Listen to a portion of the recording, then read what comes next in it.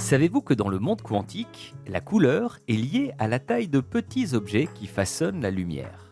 Des objets de taille nanométrique, c'est-à-dire de l'ordre du milliardième de mètre, l'échelle à partir de laquelle s'exprime la physique quantique. Lumière et matière interagissent et les objets nanométriques sont le siège du phénomène de confinement quantique. Certaines manifestations de l'effet de taille sont visibles à l'œil nu et permettent, depuis le Moyen-Âge, à l'homme de produire de surprenants jeux de couleurs. Cela fait maintenant de nombreuses années que les chercheurs et les ingénieurs ont appris à se servir du confinement quantique. Cela débouche sur de nombreuses applications. C'est par exemple à l'origine de la qualité d'image de nos écrans télé. Ensemble, entrons dans le nanomonde. Repartons de l'origine des observations de boîtes quantiques épitaxiées en laboratoire. Une histoire où science et technologie se rencontrent pour repousser les limites de ce que nous pensions possible. Découvrons comment se fabriquent ces objets minuscules, néanmoins plus grands que les atomes, les briques élémentaires de la matière. Ce qui peut surprendre, c'est qu'une boîte quantique se comporte à plusieurs égards comme un atome artificiel unique. Sauf que, contrairement aux propriétés immuables des atomes naturels, ceux répertoriés dans la table de Mendeleïev, les propriétés des boîtes quantiques peuvent être ajustées à volonté. Et c'est là leur principal intérêt.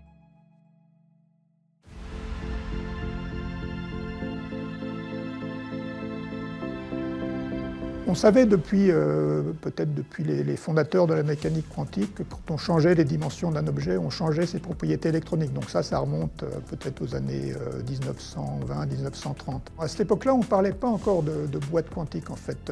La façon qu'on a eue de sonder les propriétés physiques originales de ces objets, c'est essentiellement de la spectroscopie optique. Donc c'est vraiment quelque chose qui date des années 80 et qui s'est développé sans doute pour la première fois dans l'article dont on célèbre le 40e anniversaire aujourd'hui. Alors ça avait un format d'une lettre, c'était un article très court, donc de 2 pages. Tous les aspects étaient traités, alors pas en profondeur, parce que c'était le premier article, mais il y avait à la fois la croissance, le dépôt et les observations pendant la croissance. Il y avait la microscopie électrique que j'avais faite moi-même. Il y avait la diffraction des rayons X qui apportent d'autres informations structurelles. Et il y avait la spectroscopie optique. Donc dans un petit format, on réunissait des choses et des choses qui étaient originales parce que la microscopie permettait d'observer qu'on n'avait pas une croissance homogène, donc vraisemblablement la formation de petits îlots et de petits domaines. Mais on n'avait pas d'expérience sur ces boîtes quantiques parce qu'il n'y avait pas de boîte quantique en fait. Tout au moins pas de boîte quantique formée artificiellement. Donc c'est vraiment quelque chose qui s'est développé seulement à partir des années 90. En isolant un de ces petits objets, on a montré effectivement que ces inclusions qui avaient été observées se comportaient bien comme de vraies boîtes quantiques, de vraies bonnes boîtes quantiques. Et ça, c'est en 1994. Ça a lancé une énorme activité sur le sujet au niveau mondial. Ça a permis à cette approche basée sur la croissance pour fabriquer les boîtes quantiques de devenir vraiment la solution dominante pour fabriquer les boîtes quantiques. Une boîte quantique réalise cette fonction très particulière, c'est-à-dire elle est capable de piéger un électron dans un tout petit volume. Quand on parle d'un tout petit volume, c'est un volume dont toutes les dimensions sont de l'ordre de quelques nanomètres, quelques milliardièmes de mètres. En fait, cette fonction de confinement, elle ressemble beaucoup à ce que fait l'atome. Dans les 2 cas, la mécanique quantique nous prédit que les états électroniques sont discrets. L'électron ne peut pas avoir n'importe quelle énergie. Et bien là, on peut faire de nouveaux atomes sur mesure, finalement, en jouant sur la composition et surtout sur la taille de nos boîtes quantiques. Ce qui m'intéressait au début, quand je suis rentrée dans ce sujet, c'était justement cette boîte quantique qui a été montrée au milieu des années 90, se comportant comme un seul atome. Donc c'est comme si vous aviez un amas de 10 000 atomes qui se comportent comme un seul. Et on sait, par les lois de la mécanique quantique, qu'un atome émet un seul photon à la fois.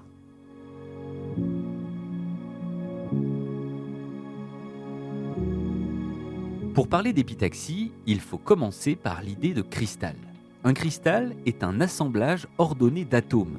En épitaxie, on dépose des atomes sur un substrat cristallin, une tranche de cristal, pour reproduire son arrangement périodique. Si les atomes sont identiques à ceux du substrat, on parle d'homoépitaxie. Quand on parle d'épitaxie, alors ça vient du grec, épi ça veut dire dessus. Donc ça veut dire qu'on va essayer de former un cristal au-dessus d'un autre cristal. Et taxie, ça donne l'idée que c'est formé de façon ordonnée. Si les atomes sont différents, on fait de l'hétéroépitaxie. Avant la découverte des boîtes quantiques, la recherche en hétéroépitaxie visait à empiler des couches de cristaux dont les tailles de mailles naturelles diffèrent de plus en plus, tout en obtenant des couches planes et uniformes. Pour éviter les défauts, leurs mailles doivent s'adapter à celles du substrat, ce qui contraint les couches minces à se déformer. C'est seulement quand on dépose un matériau différent sur un substrat que là, on va pouvoir jouer et avoir des propriétés intéressantes. Mais évidemment, le fait qu'on dépose un matériau différent sur un substrat fait que les choses peuvent ne pas se passer comme on espérerait qu'elles se passent. Les tailles de base peuvent être différentes. Vous pouvez imaginer que vous essayez de déposer des gros cubes sur des petits cubes. Et ça pose des problèmes parce que si vous imaginez que vous voulez déposer une couche uniforme latéralement de gros cubes sur des petits cubes, que va-t-il se passer à l'interface, donc à la surface qui sépare ce substrat de la couche qu'on va déposer? Pendant longtemps, l'objectif, c'était de faire un dépôt qui soit une couche mince d'épaisseur uniforme. Ceci nous amène de 82 à 85. Le CNED-Bagneux s'intéresse à un système particulier qui s'appelle GAINAS sur GAS. Donc on a des puits quantiques GAINAS qui sont contraints dans une matrice de GAS. Et donc, on s'est dit que plutôt que de continuer à augmenter la contrainte dans le puits quantique, autant passer à un système différent, INAS sur GAS. Et là, on savait qu'on changeait un peu de perspective parce qu'au lieu d'avoir des puits quantiques de largeur mesurée en angström, 150 angström, on passait à des monocouches atomiques. Jusqu'au début des années 80, les gens ne se préoccupaient que de former des couches planes d'épaisseur uniforme. Et ils n'avaient pas eu l'idée que la nature pourrait faire que quand on essaye de déposer un matériau qui a justement cette maille élémentaire de largeur plus grande que celle du substrat sous-jacent, les choses pourraient ne pas se passer de cette façon-là. Et c'est effectivement ce qui s'est passé. La croissance s'est faite en îlots, c'est-à-dire que la matière s'accumulait localement par petits îlots de tailles potentiellement différentes, mais on n'avait plus du tout la couche plane qu'on espérait avoir au départ. Et on s'est aperçu que ce n'était pas forcément un grand malheur, parce que justement, ces petits îlots, une fois qu'ils étaient eux-mêmes recouverts du même matériau que le substrat par la suite, formaient des boîtes quantiques avec des propriétés optiques intéressantes. Mais la découverte a été assez fortuite. Au CNET, alors qu'il travaillait dans une direction différente, simplement l'étude de puits quantiques très contraints, Léon Goldstein et Jean-Yves Marzin avaient observé la formation spontanée de choses qui ressemblaient à des inclusions nanométriques. Et ce sont ces objets-là qui sont ensuite devenus les boîtes quantiques auto-assemblées. Au départ, il s'agissait d'une découverte fortuite, d'une découverte par accident. Ce qui est vrai, c'est qu'on ne s'attendait pas à ce qu'on a trouvé. On ne s'attendait pas. Donc ça, c'est absolument vrai. On ne cherchait pas des boîtes quantiques. Mais par contre, ce que je pense, c'est qu'on était amené à étudier les systèmes INAS sur GAS, on était presque obligé parce que, ayant fait le tour des super-réseaux contraints, la seule alternative de recherche pour rester dans ce système, c'était d'étudier ces couches ultra minces. Donc, dans un sens, on ne savait pas où on allait, mais dans l'autre sens, on était poussé à aller dans cette direction-là.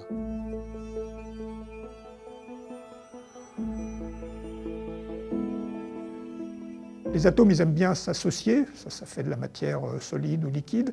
Si on essaie de déposer un cristal qui a ce paramètre de maille différent, donc cette taille de maille élémentaire cristalline différente de celle du substrat, alors se pose la question, là c'est un vaste problème, mais comment le raccord va se faire entre le substrat et la couche cristalline?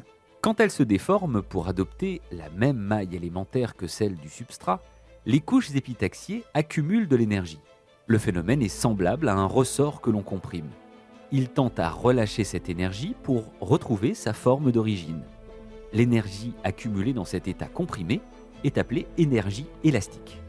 Le substrat qui est épais, il va imposer sa loi en quelque sorte, et donc il va déformer cette maille cristalline du dépôt.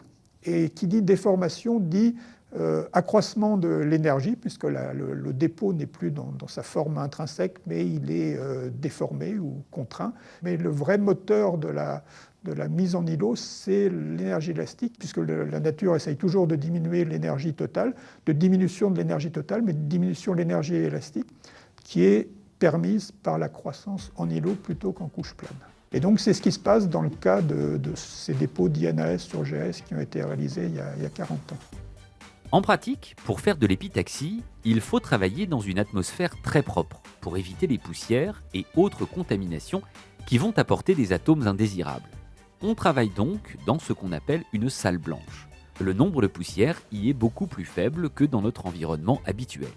On visite ici la salle blanche du C2N qui accueille des équipements de pointe pour y développer les nanosciences et les nanotechnologies. L'épitaxie se passe dans ces réacteurs, dits d'épitaxie par jet moléculaire. Donc, avec ces réacteurs, on est capable de synthétiser des semi-conducteurs en forme cristalline par évaporation de différents éléments ultra purs dans un environnement sous des conditions de vide poussé qui nous permet de déposer des monocouches atomiques, à peu près une monocouche atomique par seconde, de matériaux qu'on sélectionne selon la nature des éléments qu'on évapore, sur un substrat cristallin avec une pureté ultime, qui nous permet par exemple de synthétiser des boîtes quantiques avec des bonnes propriétés optiques. Il y a une technique d'analyse dont on ne peut pas se passer dans ces équipements qui permettent de faire pousser les cristaux.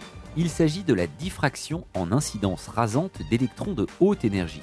Son acronyme anglais, le RID. Un canon envoie des électrons qui affleurent la surface du cristal en train de croître pour renseigner sur les phénomènes qui s'y passent à l'échelle atomique.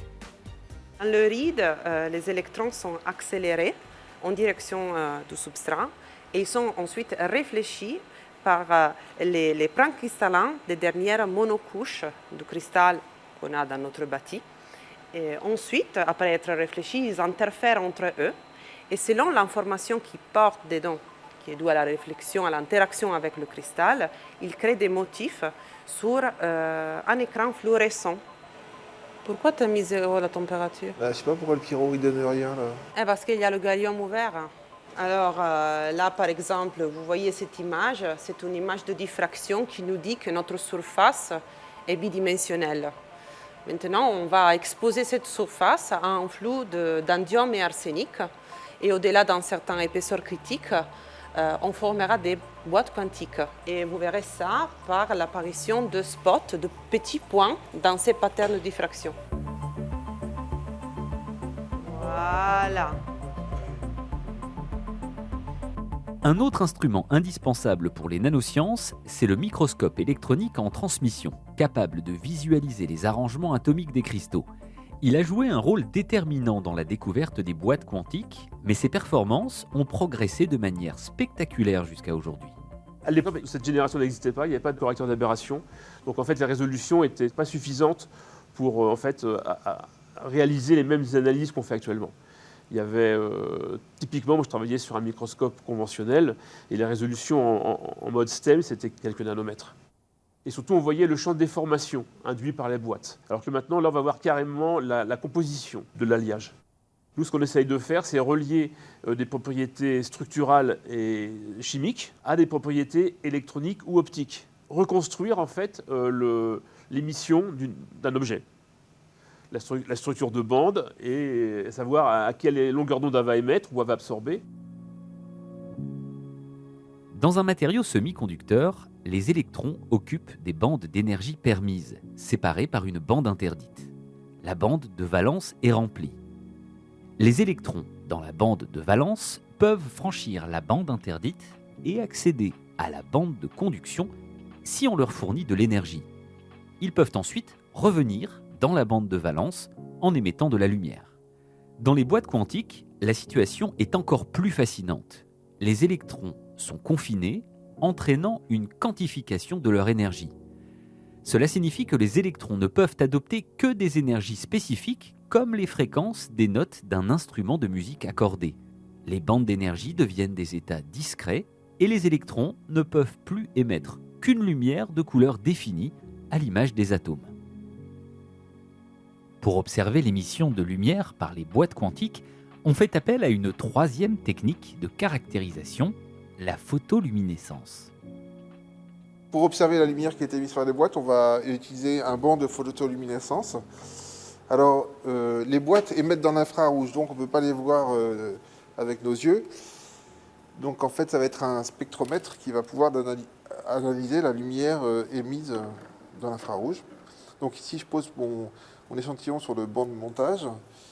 Voilà. Ici, nous avons un laser qui émet dans le verre à haute énergie. Le laser est envoyé via des miroirs jusque sur l'échantillon. Il va permettre d'exciter les boîtes quantiques qui sont contenues dans cet échantillon. Les boîtes quantiques vont ensuite réémettre de la lumière qui va être collectée par ce système optique et ensuite envoyée dans le spectromètre. Et le spectromètre va nous permettre de mesurer l'intensité qui est émise par ces boîtes aux différentes longueurs d'onde. Dans une assemblée de boîtes quantiques obtenues par épitaxie, les fluctuations de taille induisent des variations d'énergie des états quantiques, entraînant une émission à des couleurs légèrement différentes. La lumière émise forme alors une palette de couleurs, signe de l'existence des boîtes quantiques, mais sans distinguer chaque boîte quantique individuellement. Pour révéler pleinement les effets du confinement quantique, il faut accéder à l'émission de lumière d'une boîte unique. Ce n'est qu'à cette condition que l'émission de lumière prendra la forme d'une raie très fine de longueur d'onde ou de couleur bien définie. Comment faire pour observer l'émission d'une boîte quantique toute seule? Il faut commencer par l'isoler du reste du monde. Il ne faut pas qu'il y ait 36 boîtes qui parlent en parallèle, sinon ce ne sera pas possible. C'est pour cela qu'avec Jean-Yves Marzin, en 1994, on avait introduit une technique qui permettait, en fabriquant une toute petite structure gravée, de ne garder à l'intérieur qu'une boîte quantique. Et ensuite, une des difficultés habituellement, c'est que la lumière reste beaucoup piégée dans le semi-conducteur. Donc ce milliard de photons par seconde dont je vous ai parlé, on en collecterait avec une toute petite partie à l'extérieur. En fabriquant ces petites structures gravées, nous avons aussi facilité l'extraction de la lumière de façon à avoir suffisamment de signal pour une seule boîte. Après avoir exploré l'origine et les principes des boîtes quantiques, nous nous tournons vers l'avenir. Les avancées en nanotechnologie permettent désormais d'optimiser leur fabrication pour diverses applications, des communications classiques aux technologies quantiques. Mais commençons par le début. Nous travaillions à l'époque dans un laboratoire d'études pour les télécommunications. Donc on avait en tête une application au laser essentiellement. Donc la première vraie proposition en ce sens est celle d'Arakawa et Sakaki en 1982. Et ils avaient dit qu'a priori, un laser utilisant des boîtes quantiques plutôt qu'un puits quantique devrait avoir de meilleures propriétés, notamment en termes de dépendance de ses propriétés en fonction de la température. Et ça avait donc stimulé un gros intérêt pour l'exploration de très nombreuses techniques diverses pour fabriquer des boîtes quantiques. Elles ont une propriété unique qui est leur très faible sensibilité à la température, ce qui, pour une application laser, va faire en sorte que la puissance dépend très peu des conditions environnementales. Et ça, c'est un atout majeur. Le deuxième atout de ces boîtes quantiques, c'est qu'elles sont très peu sensibles au retour de l'émission laser vers la zone active, et si bien qu'on peut se dispenser de les isoler optiquement du réseau optique fibré. En fait, il y a deux acteurs, deux startups, QD Laser au Japon, avec le professeur Arakawa comme conseiller scientifique, et puis Inolume, qui est une émanation des élèves d'Alferhof à Dortmund en Allemagne, et qui travaille à trouver donc des débouchés pour ces lasers à boîte quantique pour toutes les communications à l'intérieur des centres de données. L'efficacité énergétique des lasers à boîte quantique étant supérieure à celle des puits quantiques en INP fait que c'est un candidat de choix. Ces applications concernent les propriétés d'une assemblée de boîtes quantiques. L'exploitation du caractère atome artificiel des boîtes quantiques avec l'émission de photons un par un, comme le fait l'atome, nécessite, comme vous l'avez compris, d'isoler une seule boîte quantique. Mais ce n'est pas suffisant pour des applications quantiques efficaces. Il reste encore à extraire efficacement le photon et le guider jusqu'à son utilisation. On se disait on va pouvoir faire des sources de lumière qui émettent des photons un par un avec ça. Mais quand vous prenez un seul atome et que vous lui donnez de l'énergie, il va donner un seul photon à la fois. Mais ce photon, et là c'est les lois de l'électromagnétisme qui vous le disent, ce photon va être émis dans toutes les directions de l'espace. Donc si vous avez une boîte quantique qui émet de la lumière, elle émet finalement dans tout l'espace. Et donc pour essayer de faire en sorte qu'elle n'émette que dans une seule direction, on a pensé que si on pouvait la mettre dans un micropilier ou dans un fil quantique, eh bien on allait pouvoir faire en sorte que les photons allaient venir vers nous. On grave les micropiliers par des plasmas ioniques. Ces micropiliers permettent donc de guider le photon, mais il lui reste encore la possibilité de partir vers le bas, dans quel cas il est perdu. Pour améliorer davantage l'extraction du photon, une idée datant des années 50 a revu le jour, l'effet Purcell, du nom du physicien qui l'a introduit. Supposez qu'un atome est placé entre deux miroirs, qui constituent une cavité optique produisant une résonance. L'interaction de l'atome avec la résonance de cette cavité optique peut accélérer l'émission du photon. Si le miroir du bas est légèrement plus réfléchissant que celui du haut, le photon sortira par le haut et le tour est joué, ou presque. Pour que ça marche, il faut que la boîte quantique soit exactement au bon endroit entre les deux miroirs et que la fréquence de résonance, les niveaux de l'atome, soient résonnants avec les résonances des deux miroirs.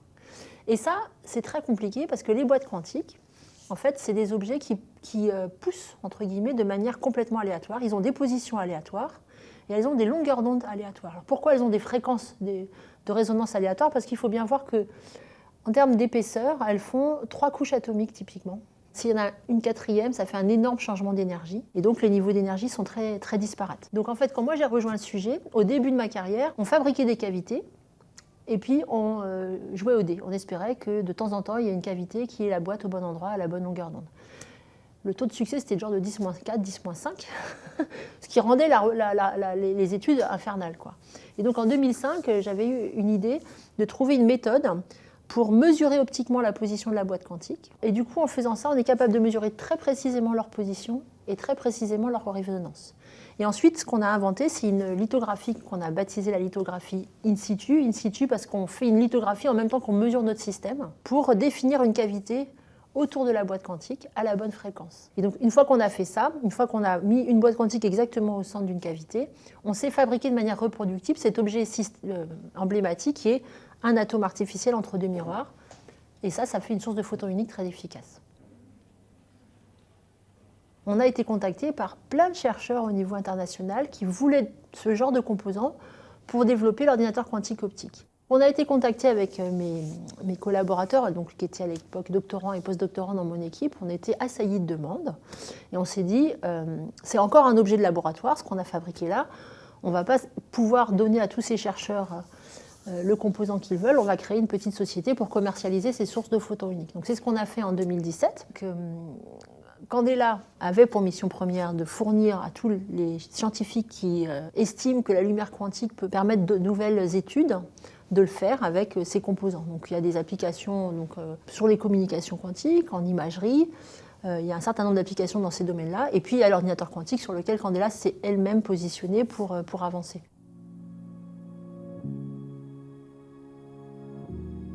Moi, j'ai travaillé sur les boîtes quantiques en tant que récepteur de photons. Et en fait, l'idée, c'est que ces boîtes quantiques, on peut piéger un électron dedans. Et moi, je me suis intéressée à comment est-ce qu'un photon va être réceptionné par la boîte quantique et comment il va venir interagir avec cet électron. Et l'idée, c'est par exemple, pour des applications en communication quantique ou en information quantique, on s'intéresse particulièrement à des états qui sont composés de plusieurs photons, et ces photons sont reliés par des liens d'intrication. Et l'idée, c'est qu'en utilisant une boîte quantique comme récepteur, on va pouvoir créer des nouveaux liens d'intrication entre des photons, par exemple, d'un premier état et d'un deuxième état. La particularité de la quantique, je dirais en général, c'est que c'est encore une science qui est très nouvelle. Donc, on maîtrise ce qu'on fait aujourd'hui en recherche, mais il y a encore une part d'inconnu. On va pouvoir ouvrir de nouvelles portes.